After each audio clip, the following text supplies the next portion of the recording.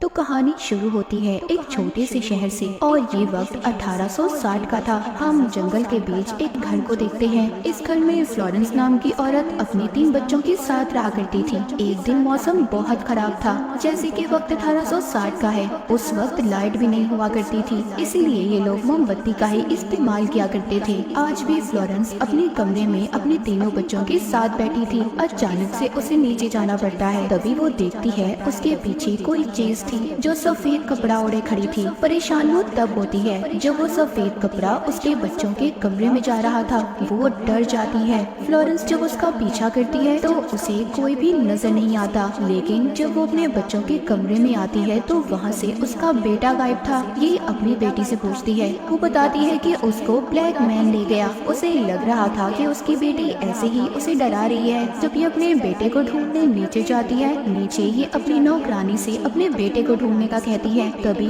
उसे अपने बच्चों के कमरे से दोबारा से आवाज आती है। जब ये कमरे में जाकर देखती है तो वहाँ पर इसे अपना कोई भी बच्चा नहीं मिलता। ये काफी डर गई थी और पागलों की तरह अपने बच्चों को यहाँ वहाँ ढूंढने लगती है। उसकी नौकरानी उसके पास आती है और बताती है कि उसे उसके बच्चे कहीं पर भी नहीं मिले। तभी फ्लोरेंस को अपने पीछे सफेद कपड़ा नजर आता है। जो भी उस कपड़े के पीछे था वो काफी डरावनी हंसी हंस रहा था। फ्लोरेंस को ऐसा लग रहा था कि ये उसका बेटा होगा जो उसके साथ मजाक कर रहा है। लेकिन जब ये कपड़ा हटाती है तो उधर कोई भी नहीं था। कहानी यहाँ से 3 महीने आगे जाती है। हम एक लेडी को देखते हैं जो पैरानॉर्मल इन्वेस्टिगेटर थी। भूत-प्रेत आत्माओं के बारे में काफी अच्छे से जानती थी और उनसे बात भी कर सकती थी। वो एक आदमी की मदद कर रही थी। उस आदमी का बेटा भी गायब हो गया था। तभी वहाँ पर फ्लोरेंस आती है। वो उस लेडी से मदद मांगती है, पर वो मदद करने से उसे मना कर देती है। फ्लोरेंस ये सुनकर काफी दुखी हो गई थी क्योंकि उसके बच्चे अभी तक नहीं मिले थे। हम वहाँ पर एक और लेडी को देखते हैं जिसका नाम कैली था। वो भी एक पैरानॉर्मल इन्वेस्टिगेटर थी, पर उसके तरीके कुछ अलग थे। वो फ्लोरेंस से पूछती है कि वो क्यों आई है, तो वो बताती है कि 3 महीने पहले मेरे बच्चे गायब हो गए थे और अब मुझे लगता है कि मेरे घर में कोई साया किसी आदमी की आत्मा है और उसका नाम नर्सरी मैन बताती है। वो बताती है कि मेरे बच्चे उस साय को किसी नाम से बुलाते थे। जब उन्होंने मुझे बताया तो मैंने अपने बच्चों की बातों पर यकीन नहीं किया, मगर अब मुझे यकीन हो चुका है कि वो आत्मा मेरे बच्चों को अपने साथ लेकर गई है। न जाने मुझे क्यों ऐसा लगता है मेरे बच्चे अभी भी जिंदा हैं, क्योंकि एक अजीब डरावनी हंसी के साथ साथ मुझे मेरे बच्चों की हंसी भी सुनाई देती है और मुझे अपनी छोटी बेटी के रोने की आवाज भी। ये सुनकर कैली उसकी मदद करने के लिए तैयार हो गई थी।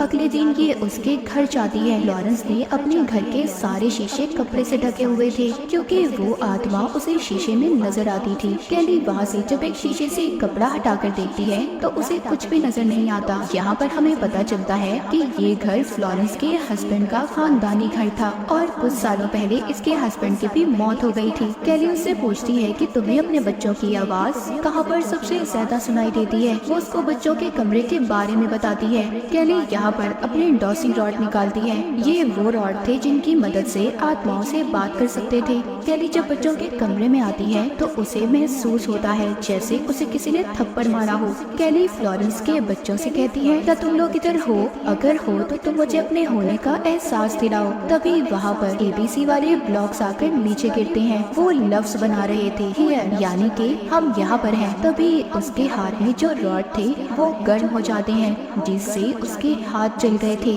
इसके बाद हम कैली के घर को देखते हैं। वहाँ पर उसका बेटा भी था। वो अपने बेटे को फ्लोरेंस के बारे में बताती है कि उसे मेरी मदद की जरूरत है और अपने बेटे से कुछ किताबें भी लाने का कहती है। उसका बेटा कैली को फ्लोरेंस का खत देता है जिसमें फ्लोरेंस ने लिखा था अब वो अपने घर में नहीं रहना चाहती और उस घर में रहकर इसे अपने बच्चों की याद भी आती है और जो कुछ भी उसके घर में कैली के साथ हुआ वो उसे भी यही कह रही थी कि इस केस से दूर रहो। लेकिन कैली ने इस बात को ठान लिया था कि वो इस केस को हल जरूर करेगी। करेगी। वो एक हफ्ते बाद उसी घर में शिफ्ट हो जाती है और फिर वो घर के सभी शीशों पर से कपड़ा हटा देती है। अब वो शीशे के सामने खड़े होकर बगैर आंखें झपके देखने लगती है। यहीं पर कैली पहले तो बच्चों के कमरे के बाहर होली पाउडर डाल देती है, जिससे कोई भी आत्मा अगर इस कमरे में होगी वो बाहर नहीं जा पाएगी। इसके साथ साथ वो 3-4 घंटियां भी लगा देती है। अब वो उस शीशे वाले तरीके को पूरा करने के लिए एक किताब पढ़ती है ताकि वो दूसरी दुनिया में झांक पाए। लेकिन तभी शीशे में उसे कोई कुर्सी पर बैठा दिखाई दे रहा था। यहीं पर वो फ्लोरेंस की बेटी को भी महसूस करती है, जो घूमकर दोबारा से अपने कमरे में आ गई थी। यहाँ पर नर्सरी मैन की आत्मा भी कैली को बार बार डराने की कोशिश कर रही थी, तो उसको नर्सरी मैन की आत्मा दोबारा डराती है। कैली उसे कहती है कि तुम मुझे नहीं डरा सकते और ना ही मेरा कुछ बिगाड़ सकते हो। जब ये सोने जाती है तो तभी आधी रात को उसको बच्चों के कमरे से किसी के रोने की आवाज आ रही थी। वहाँ पर जब ये जाकर देखती है तो उधर एक डरावनी गुड़िया पड़ी थी। अगले दिन कैली जब शीशे के सामने अपनी गर्दन को देखती है, उस पर अजीब से निशान थे और वहाँ पर ब्लॉक्स भी पड़े थे जिनसे लिखा था आई कैन, मैं कर सकता हूँ। जिसके बाद कैली बच्चों के कमरे के बाहर अब कुछ कॉइन्स सिक्कों को भी रख देती है ताकि वो आत्मा उसे कोई नुकसान न पहुँचा पाए। उसको नर्सरी मैन की बनाई हुई एक ड्राइंग भी मिलती है जिसके पीछे ए लिखा हुआ था। एक दिन कैली का बेटा उसे खत भेजता है क्योंकि उसे एक बुरी औरत के बारे में पता चला था जो काफी वक्त पहले इसी घर में रहा करती थी, जो अब फ्लोरेंस का था। इसीलिए अपने बेटे के बताने पर कैली उस बुरी औरत से मिलने जाती है। वो बुरी औरत उसे बताती है कि मैंने उस घर में किसी की आत्मा को महसूस किया है और कई बार शीशे में भी देखा है। इस बात को 70 साल हो गए हैं पर आज भी मुझे उस आत्मा से डर लगता है। वो औरत बताती है इसी आत्मा ने मेरे भाई को भी गायब कर दिया था और मेरा भाई आज तक नहीं मिल पाया, जिसके बाद हमने उस घर को छोड़ दिया, नहीं तो वो मुझे भी मार देता। बातों बातों में कैली के हाथ से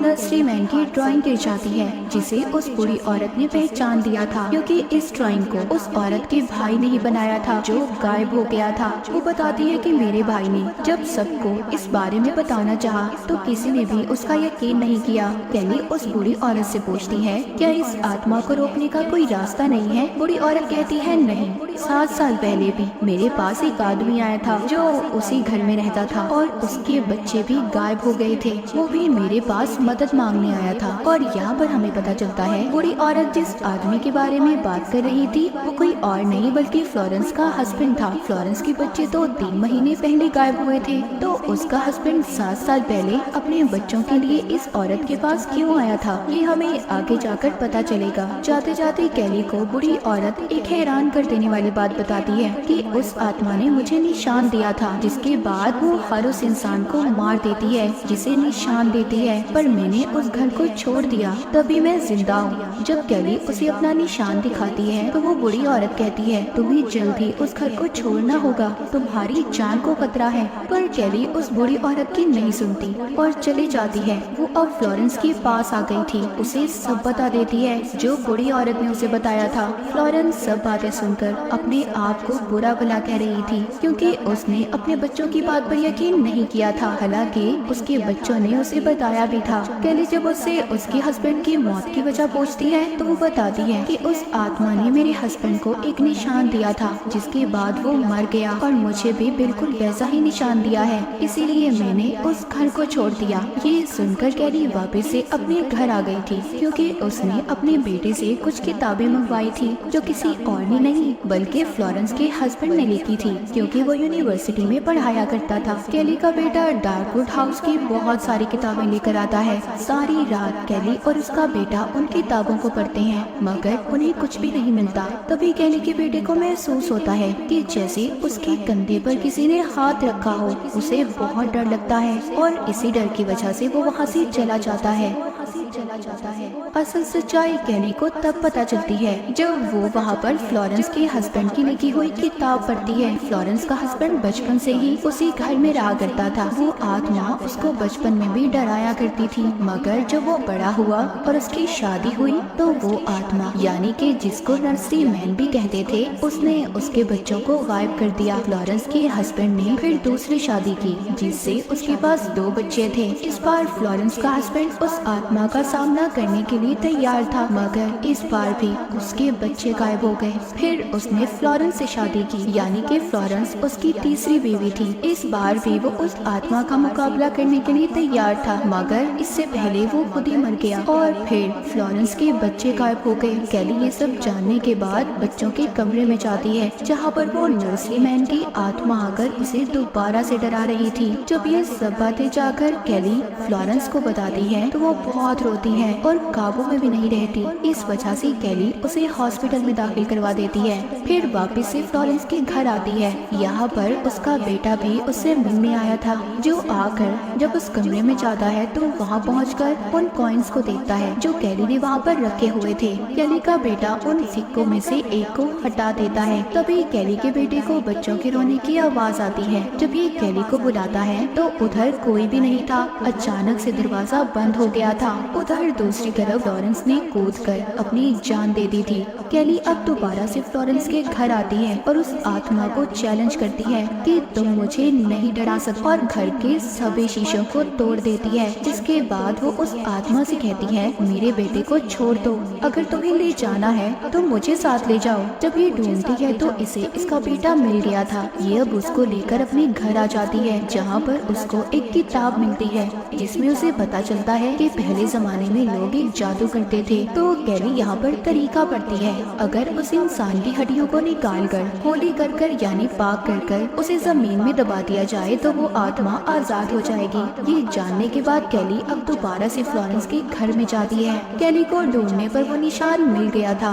उसको उस कमरे में से खोपड़ी मिलती है, जिसको ये दफनाने के लिए अपने बेटे को दे देती है। मगर जैसे ही ये वहाँ से जाने लगती है, वहाँ पर कोई आत्मा आकर कैली को बेहोश कर देती है। फ्लोरेंस के घर में आग लग गई थी, मगर कैली का बेटा उस खोपड़ी को बाहर ले जाकर मिट्टी में दफना देता है। जिसके बाद कैली के पास हम एक आदमी को देखते हैं जो उसको हाथ देकर उठा रहा था। बाहर कैली का बेटा अपनी मॉम को देख रहा था, जो उसे अपनी तरफ आने का कह रही थी। जब ये अपनी मॉम कैली का पीछा करता है तो इसे वहाँ पर कैली की लाश मिलती है। जी हाँ, कैली मर चुकी थी और उसका बेटा उसे उठाकर रोते रोते अपने साथ ले जाता है। यहाँ पर जिसने भी उस आत्मा का सामना करना चाहा वो अपनी जान से गया, मगर उसने मरते मरते उस आत्मा को हमेशा के लिए खत्म कर दिया था। लेकिन बदले में उसने अपनी जान गंवा दी। और जिस आदमी को हमने देखा था जिसने कैली को हाथ दिया था, उसके हस्बैंड की आत्मा थी जो कैली को अपने साथ लेने आई थी। और इसी के साथ ये कहानी यहीं पर खत्म हो जाती है।